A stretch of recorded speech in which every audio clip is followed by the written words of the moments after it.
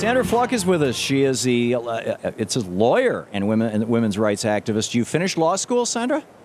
I did. I just graduated in May. Well, congratulations, because, when Rush Limbaugh was going after you, my understanding was you were a law student, and now you're an attorney. SandraFluke.tumblr.com is the website, and you are now working on behalf of women's rights, and you're suggesting that Romney and Ryan are not the best choices for America? I'm sorry, I think my audio cut out there. Do you mind repeating the question? I'm sorry. Sure. I understand that you are now working as a women's rights activist and that you are of the opinion that Romney and Ryan are not the best choice for America's women? Yes, that's right. Absolutely. I've been touring around the country this week with several members of Congress talking about why Mr. Romney and Mr. Ryan are wrong for women on everything from women's economic security, our right to enforce our right to fair pay, to women who benefit from Medicaid and Medicare, which Mr. Ryan has plans to just decimate, to our health, of course. They have a really extreme record on women's health. Mr. Romney vetoed a bill that would have guaranteed victims of rape access to emergency contraception when they walked into an emergency room. And that's just so far out of step with what the women of America Romney are looking for. vetoed that when he was governor of Massachusetts? He did, yes. Why? I think that's probably a question for him, but it's consistent with his record.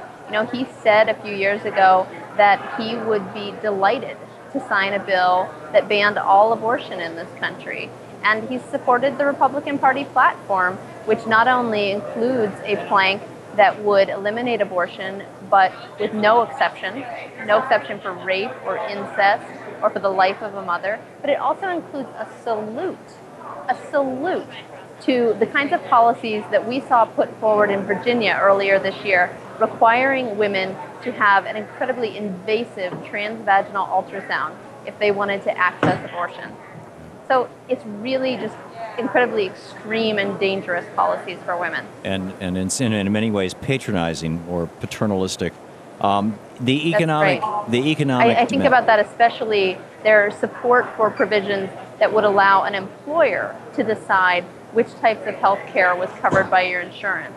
And that's not just for women, but to allow any employer, Burger King, McDonald's, whoever, for any reason to deny you any type of health care that you desired. And that was a position that both Mr. Romney and Mr. Ryan supported. But President Obama knows that these are decisions that women are capable of making on their own and have a right to make on their own. The economic dimensions of the Romney-Ryan budget, Paul Ryan's budgets, Romney's been fairly vague about pretty much everything up to this point. Yes. So we really don't know what Romney's positions are. But there is a history there. How specifically do they affect women economically, and also how do they affect women when it comes to power in the workplace, political power, basically women's equality?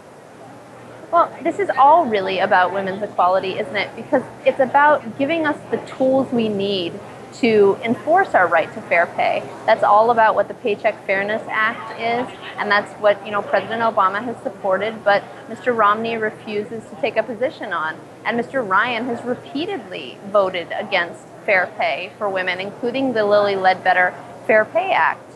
And for Medicaid and Medicare and Social Security, those are all programs that disproportionately women benefit from because we're more likely to be impoverished and we live longer. And so we rely on those programs. But the Romney-Ryan budget would take extreme cuts to each of those. So it really is devastating for women's economic future. And we know that it's important for women to have that economic stability, to be able to achieve, to be able to advance in our country. Well, and when you look at countries where women have greater equality with men, you find that those countries also have lower crime rates and more functional societies and greater trust in society. And there's just a whole index. You can find that over at equalitytrust.org.uk. There's some just startling and remarkable stuff on that. Sandra, you're at the RNC. I am, yes, yeah, Tampa. You're broadcasting live from the RNC. What's, I'm assuming you've been interacting with some of the women who are there as Republican delegates. Have you had any conversations with any of them about these issues?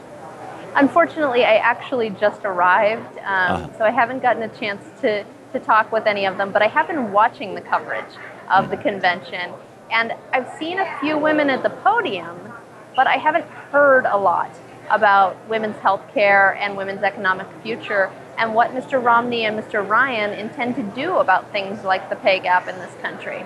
Yeah. And so that's really disappointing to me because women are looking for something more than just seeing someone in a skirt. They're looking for policies that they care about and that benefit them. Do you think that the Republican strategy of trotting out of a few women and a few people of Hispanic ancestry or African Americans as speakers is going to reinvent them as a party of diversity? No, I don't. I think that women are able to see through that. And, a wise woman, actually Lily Ledbetter, told me that if you want to know how someone's going to lead when they're elected to office, you look at their record. It's much more important than, statements that you see or displays during a campaign. You look to what they've done in the past. And when I look to President Obama's record and Mr. Romney's record, it's clear who's the champion. There you go. Sandra Fluke, thank you so much for being with us today. Thank you for having me. And we will be right back, 27 minutes past the hour.